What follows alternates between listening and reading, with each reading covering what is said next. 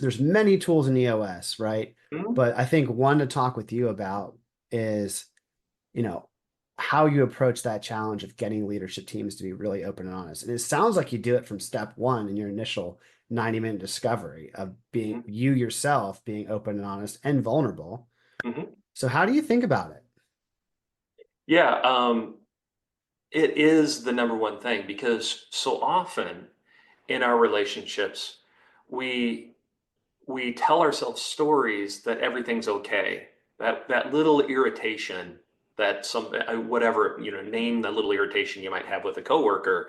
That's not a big deal, or that's just John. That's just how John is, right? So you accept it, you rationalize it. But what it is it's these things that are getting in the way and making you scared of actually having a conversation.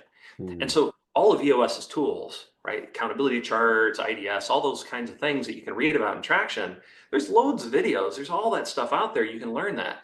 But the secret to actually making EOS work is about in the personal interactions of the people, of being open, honest, vulnerable with each other. Because it to the more that people can do that, the more they can really accomplish because they'll get right down to the nuts and bolts of what's the real issue and working on solving that, regardless of how controversial it is, um, rather than sort of dancing around the subject and just trying to kind of paper over it and make sure, it's okay. I can deal with that. And I think that's where the implementer really steps in, is seeing that and pushing people there.